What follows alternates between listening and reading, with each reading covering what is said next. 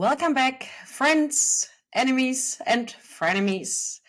Today I'm talking about meetings. We all have them, and most likely you feel like you have too many of them.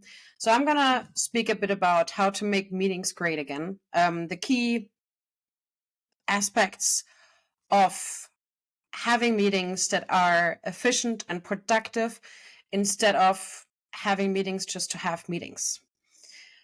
So for this purpose, I divided the general area of meetings into three different kinds. For me, I separated them as recurring meetings, purpose meetings, and brainstorms. And I'm going to go a bit in depth with advice for each of these kind of meetings and things you can do, both if you are a manager or a leader that calls in for these meetings, but also if you are a participant or you're not on leadership level, but yet you have to call in for meetings, you have to set the agenda and things like that. So just in general, there are a few aspects that I would say should go for all kinds of meetings. So covering all of these three types, and if I forgot any kind of meetings that you have, also for those. So my general advice for all kinds of meetings is, first of all, agenda. Every meeting should come with an agenda to manage expectations and set expectations, and to ensure that everybody can prepare. Ideally, everybody comes prepared to a meeting, but of course, a lot of times that is out of your hands. So all you can do is set an agenda that hopefully everybody reads and has the chance to come prepared, and the rest is out of your hands. Second of all, every meeting should have a clear outcome, and that outcome can be just alignment, getting an update on things, getting an overview of status quo, but it needs to have a clear outcome of why are we meeting, so that every participant also knows what they contribute to achieving that outcome for that meeting. And thirdly, meetings should come with a certain guideline or pre-reads. So again, every participant should be very aware of what they are expected to bring to the table. Is there information that they need to read before the meeting? Is there something they need to prepare for the meeting? That should be made very clear for every meeting. And lastly, planning ahead. I don't think there should be any meetings that should be called in for on the spot. Every meeting should be called in for latest 24 hours before. Of course, there can be a lot of situations where you need a quick check-up and so on, but for me, I would not even call that a meeting. That is just kind of something that happens, and sometimes it's easier to sit down together and go over something. But for me, that is not a meeting, but a meeting where you put several people together. They should have time to prepare. They should have time to schedule ahead. That also falls into place with like productivity. So if you just call people in for quick meetings, that means they don't have time to prepare. They most likely sitting there and have lots of different priorities, have a very busy day and other things on their mind. So that doesn't really set a good ground to talk about something, agree on something, whatever the purpose of the meeting is. So those are my four general guidelines or factors for making meetings great again. Have an agenda, have a clear outcome that is expected from the meeting, having some sort of guidelines or pre-reads, what everybody needs to have, the information that everybody needs to have to join the meeting for it to be productive, and planning ahead, setting a proper time frame of when that meeting happens so people can prepare and everybody meets informed and with the right headspace to join that meeting and make decisions and get things done. Now going into the three different kinds of meetings. starting with recurring meetings. So recurring meetings for me is obviously meetings that are scheduled and recurring on a certain time aspect. So for me, in the first place, that is team meetings. Team meetings can either be an entire department or, a sub team. And especially when it comes to all department meetings, which I would say normally for my department, I set those once a month. Of course, it depends very much on the size of the organization. But at Presento, for example, we have an all team meeting once a month. That doesn't mean only the marketing team, it actually means the entire organization once a month. And for these team meetings, also if you work in a very large marketing team, and it is a all marketing team meeting, for me, it's important that every area is covered, right? If every area is represented at that meeting, then also every area should be covered in the meeting on the purpose of updating each other, making plans, checking in what priorities there are in each team, and also, of course, what the workload looks like in every team. These kind of meetings can a lot of times be very difficult to set the appropriate time frame. I would say the normal is 1 hour, but I have seen cases where they are 2 hours or even longer. And I think it's really important to be respectful of time. When you have such large meetings, you have a lot of people sitting there. You have a lot of meeting participants. And basically, it means, for example, if it's the entire marketing department sitting there for 2 hours, it means that nobody works in these 2 hours, right? Not saying that the meeting isn't important, but still being respectful of time. So I would always rather cut it too short than too long and hold everybody accountable to the time. So again, it comes back to having a clear agenda and everybody coming prepared, because that means a lot of questions that might arise otherwise won't come up, because everybody is already very clear on what is happening, what is getting talked about. If every department is presenting what their priorities are at this point, then everybody is prepared and can present. So normally I wouldn't go above 1 hour or 1 hour and a half for, update team meetings. And lastly, I also think that only information that is relevant for everyone there should be presented. So there shouldn't be any information presented that is only relevant to 30% of the people there. Then there should be a separate meeting covering that. But the time of every participant needs to be respected. So also everything needs to be relevant in one way or another to every participant. Generally, the team meetings that I put in place, for me, the normal kind of structure is that Mondays it's a stand-up. So that is, and the format of the stand-up is a format I really like, because of course with the standing up point, there is a certain aspect that makes it a bit quicker, right? It is supposed to be a short check-in. So for those, I would set, depending on team size, between 10 and 15 minutes, which is just a run through of what are your priorities this week. And a lot of times during these stand-ups, you might hear something from another person that, you have further questions on, or you need to align on.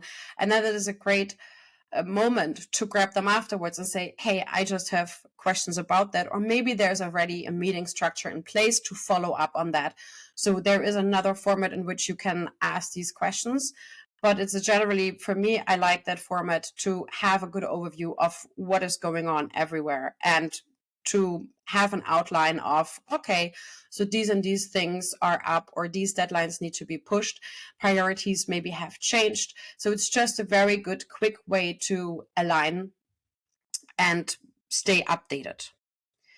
And then, as I already said, on a monthly basis, a full marketing team meeting where I like to both look back and look forward. So going over, okay, what has happened? Then, of course, the status of the now. Where are we at? Are we on track? Are we running behind? Are we maybe even running ahead of time for some things? And then looking forward. So what is coming in the next weeks?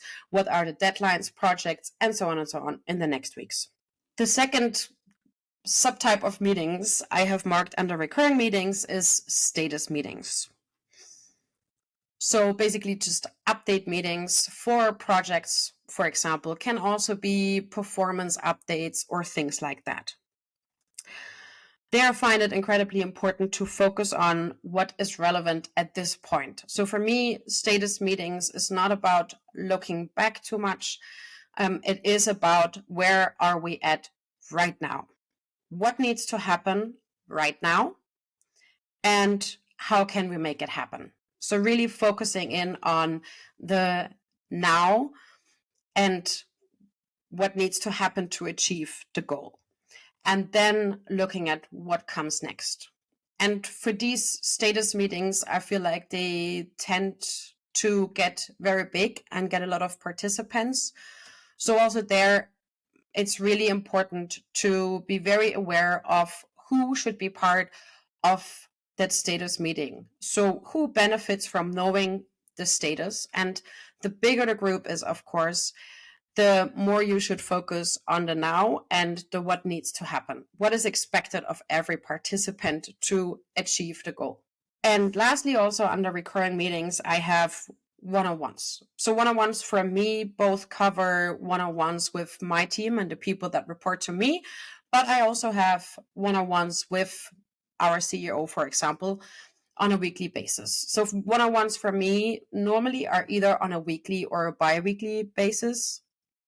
I found in most situations that on a monthly basis is not enough. Maybe I also just have a tendency to try to, check in more often just to make sure that there are no, doubts or questions that are arising. And I'd rather have this time planned in than, adding this time in constantly. So I'd rather have it scheduled and then, cancel the meeting if nothing is on the table, just to give both to have that time with my manager, but also to give that time frame to my reports should they need it. So for me, one-on-ones with the people I manage is basically a free time or a time slot I mark where they can bring up anything that they have on their mind. And these might be specific questions they have regarding ongoing tasks or projects. That can also be for alignment because they're missing key pieces of information, or they might also have an idea they want to suggest to me and introduce. And at the same time, of course, also there might be other things on the table. So for me, I have this timed in or planned in my calendar. And also there, I want an agenda. So I update the agenda 2 days before the meeting. If I have something on the table I want to discuss, and I expect the same from my reports to put in the agenda what they have on. And if there is nothing, if I don't have anything I want to bring up in that meeting, and they have nothing to bring up either, then it gets canceled because then there is no need for it, and we don't need to sit around for half an hour and look at each other or talk about the weather, right? So that is basically how I handle these on both kind of bottom up and down.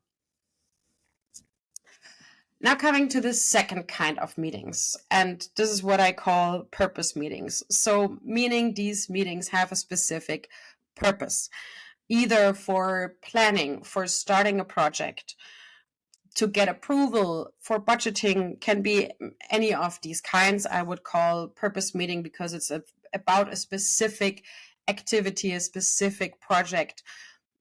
Yeah.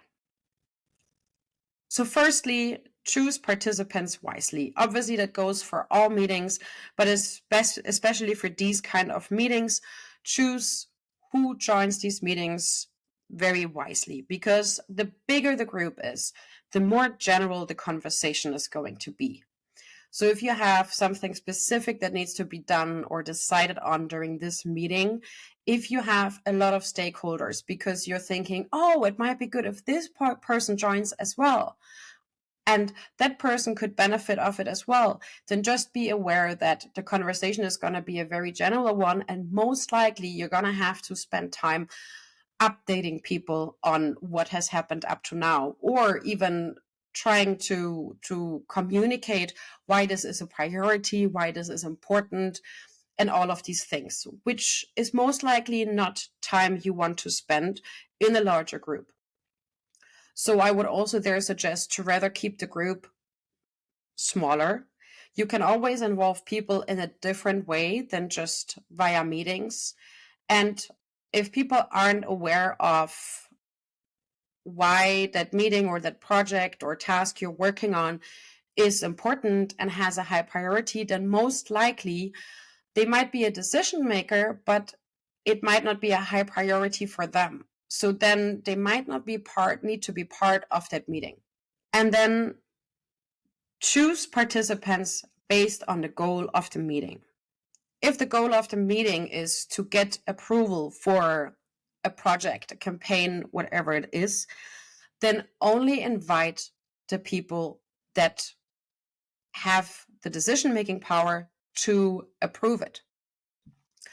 Don't invite all sorts of other people that might benefit from the information.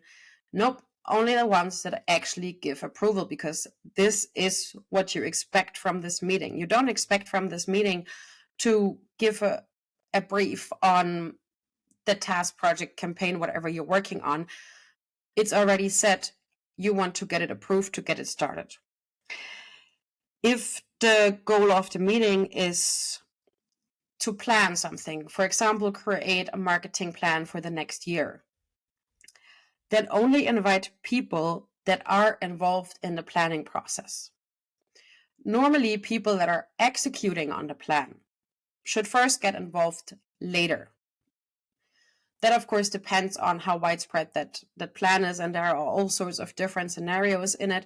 But in the first place, only invite the people that are, again, making the decisions on the plan and need to be part of the planning process, not everybody else that this could be relevant to. They can get involved once the plan is set, or at least once there is a rough plan, and then they can get involved and you make the fine print together.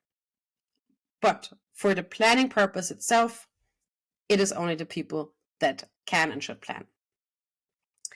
And if the goal of the meeting is to start a project, to kick a project off, or a campaign, or a product launch, whatever it may be, then only invite the people that actually execute on tasks. Because if this is a project kickoff, then it has already gotten approved, right?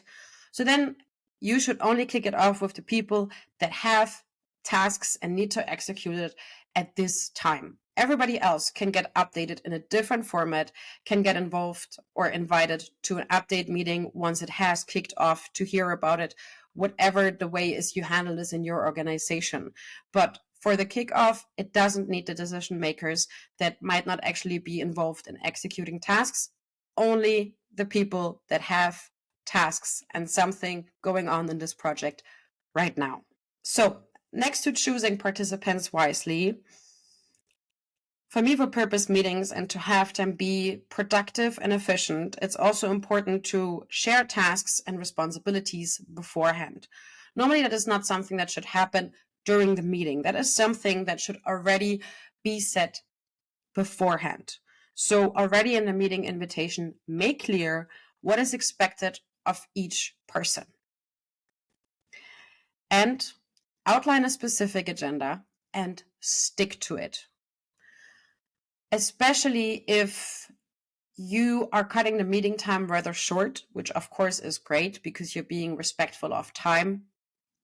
It's so important to have a specific agenda. We talk about this for 5 minutes, then this person introduces this for 5 minutes, and then stick to it. And that is something that comes naturally as a German. I'm very aware of time and good at time planning, and efficiency is very important to me. But of course, in meetings, sometimes you get a bit the master of time, and you may annoy people because you're trying to stick to agenda. But it is a really important part to have meetings be efficient. So somebody has to do it, and if you called in for the meeting, that is your job. And lastly, hold everyone accountable for the outcome. You sent a meeting invite, you created an agenda, you made clear what everybody is expected to bring to the table and what needs to happen at the meeting. So it's also on you to bring everybody back on track during the meeting. Bring everybody back on, this is why we're meeting. It's great. Okay, we noticed there are some other questions and things we need to align on or decide on, but the goal of the meeting was this.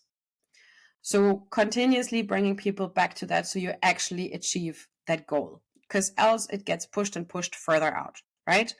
So again, my 4 things for making purpose meetings great again is choosing the participants wisely based on the expected outcome of the meeting, share tasks and responsibilities beforehand, outline a specific agenda and stick to it, and hold everyone accountable. And now lastly, brainstorms.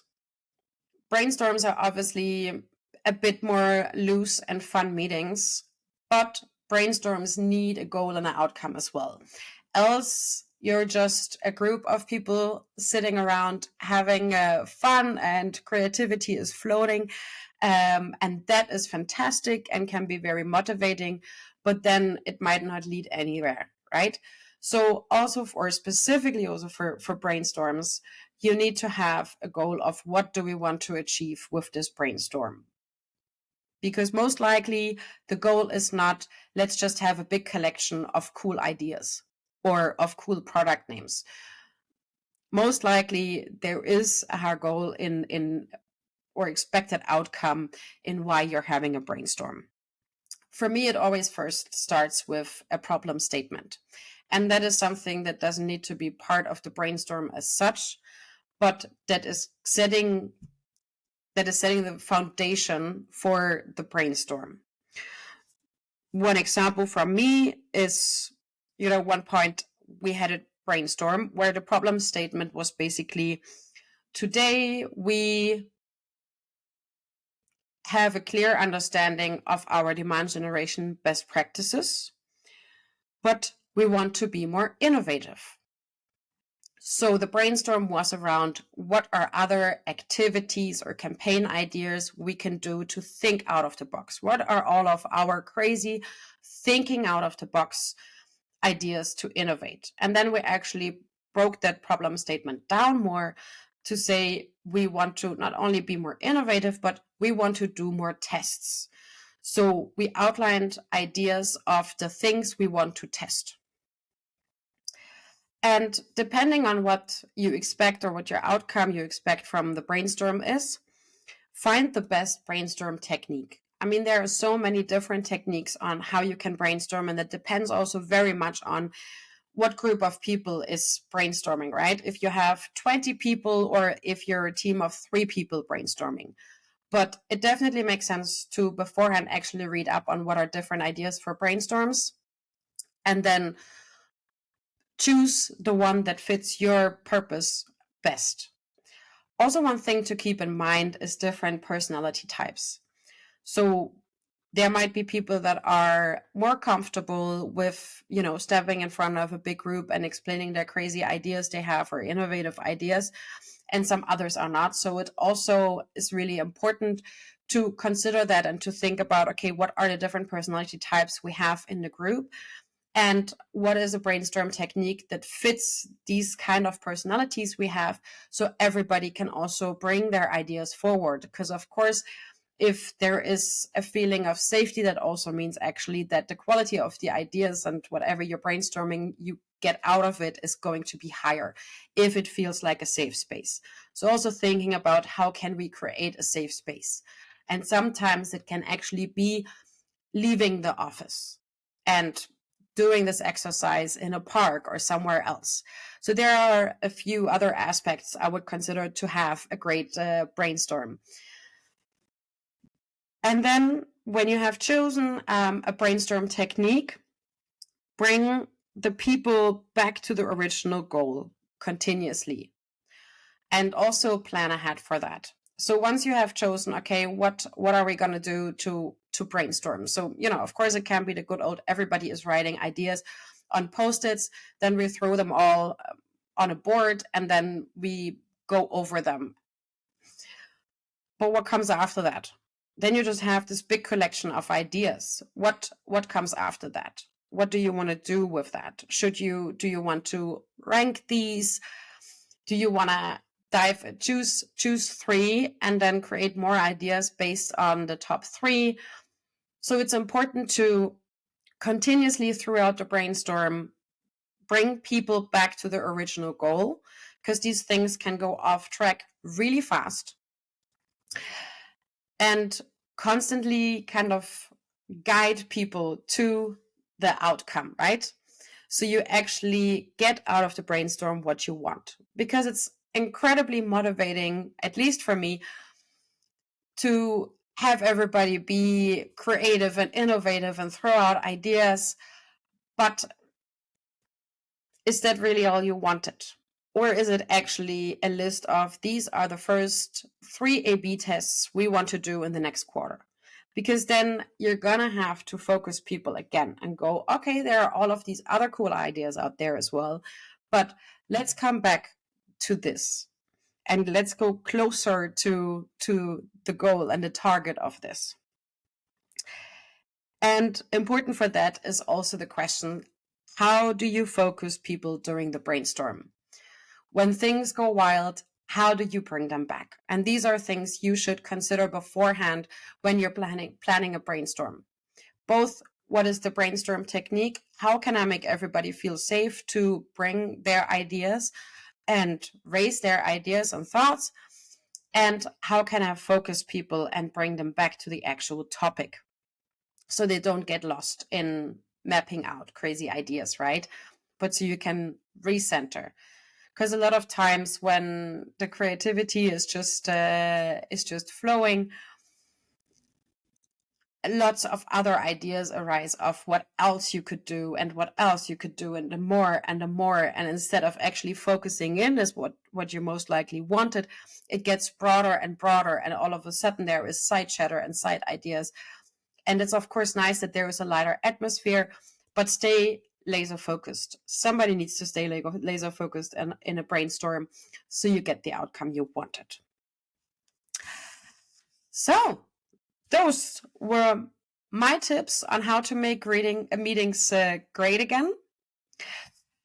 Next week, I'm joined by a guest to talk all about ABM and why we should care about it and how you can get started. I hope you tune in again. Bye.